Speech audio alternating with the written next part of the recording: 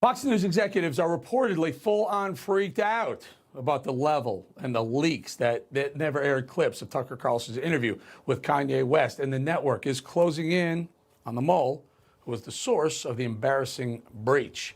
Let's bring in Killing the Legends author, best-selling, New York Times best-selling author, of course, Bill O'Reilly, and also, if I may say so myself, good friend of mine. Bill, congratulations on the success of the book. We'll get right to it in a second. But this whole thing, this whole Kanye West interview with Tucker, again, you and I came from that place, and we know how those things go. It was a big interview. They 2 parts, 2 full-hour parts, and we now find out there's some things that they edited in some, I guess some Jewish groups are upset with what was edited out. What are your thoughts on this? Well, I wouldn't interview Kanye West for 2 minutes. I don't. Why do we want to interview Kanye West? I mean, he's an entertainer. Well, hold on, my friend. Hold on, my good friend. And folks, if you don't know, that man right there, I sat in on his #1 top-rated cable news show, I think something like 220 times, mostly on Fridays because he liked to take Fridays off. However, my man here, why interview Kanye? Well, at the time, Kanye, African-American, comes out saying some pretty conservative things. I'm not shocked that Tucker jumped on interviewing Kanye. I'm just shocked that they edited out some of the things that were nasty to make the interview look a little bit better for Kanye and, frankly, for Fox and Tucker. Well, look, I don't know what happened. I know that it's extraordinary for anybody to sit there for more than 2 hours to do an interview. I don't know what that's all about. I don't know why that's necessary. I don't think Kanye West is a major news player in this country. I have no interest in him. If he did say bad about Jewish Americans or Jewish people in general, that's terrible. If he said bad things about Jewish people on my program, I would have edited them out as well.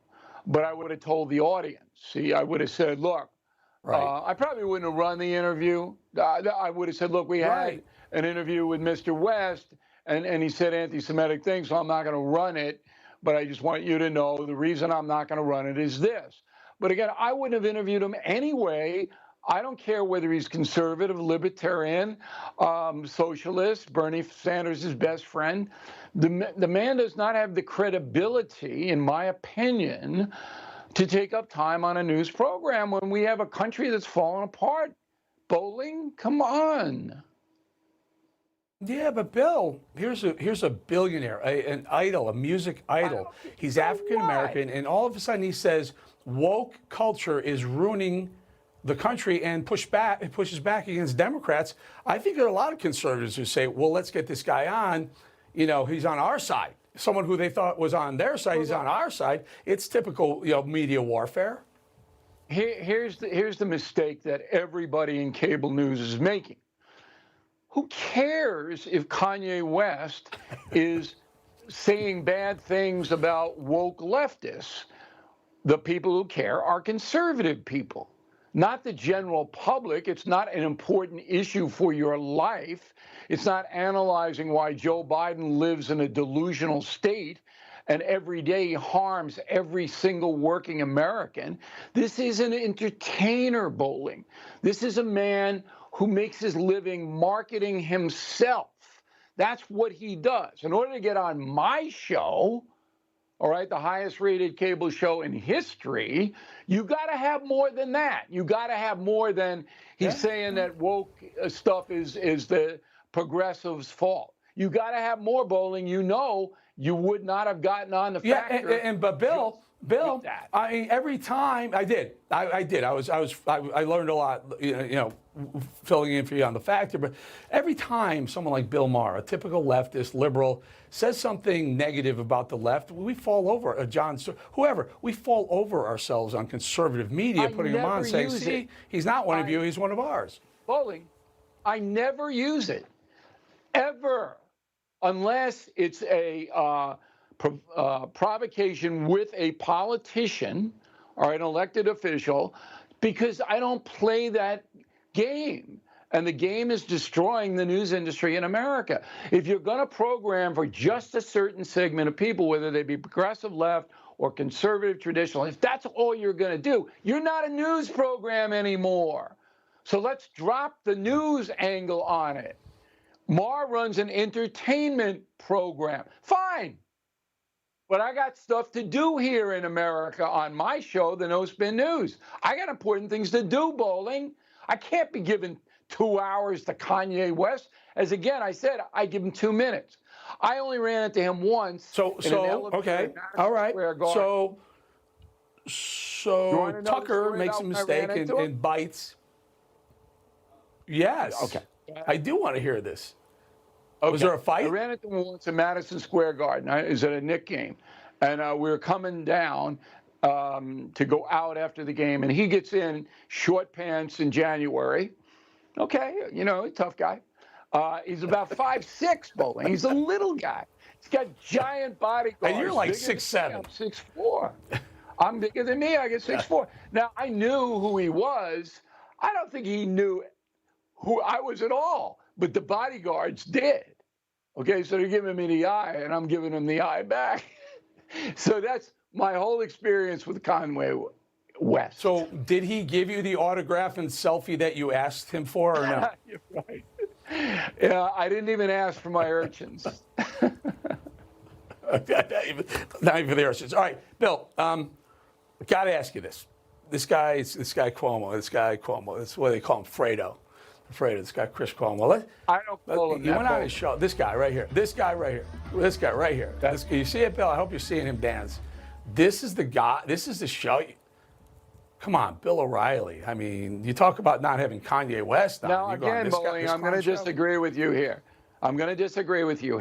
Now, I would never dance with Chris Cuomo, number one. That would never happen, even if he was a better dancer. Number two, I've known him for longer than I've known you. He was at Fox News, right? And when he was at Fox News, he was very respectful to me, came in as you did.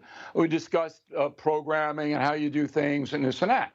I've known his family, his father and his mother for decades. So he invites me on his program, Bolling. What am I supposed to do? Be disrespectful to him and say no? Why would I do that? I got on his things program. Changed a little bit, Bill. Things changed a little bit since the respectful days of Chris Cuomo at Fox News. When he's covering for his brother, the governor, when he's trying to, silence some harassment accusers and putting him. And by the way, saying he had to put him on his show when CNN said he shouldn't be on your show. Anyway, I'm just asking. I'm a humble reporter here, Bill, asking the questions the people want to know. Okay.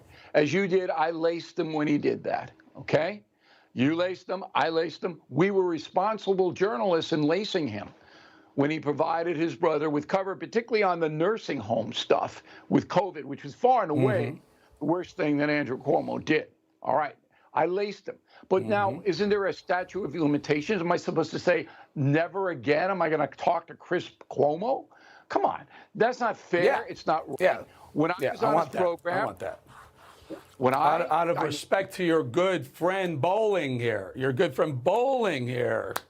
Cuomo. Listen, amigo. Listen, I'm not that kind of guy. You asked me to come on your show, I come on your show. When I was on Cuomo's show, I dismantled that day the Trump story, the phony Trump story.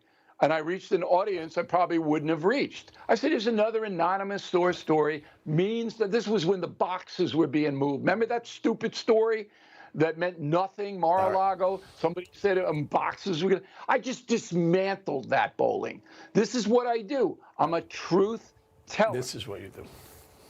You are a truth teller. And by the way, a best-selling author.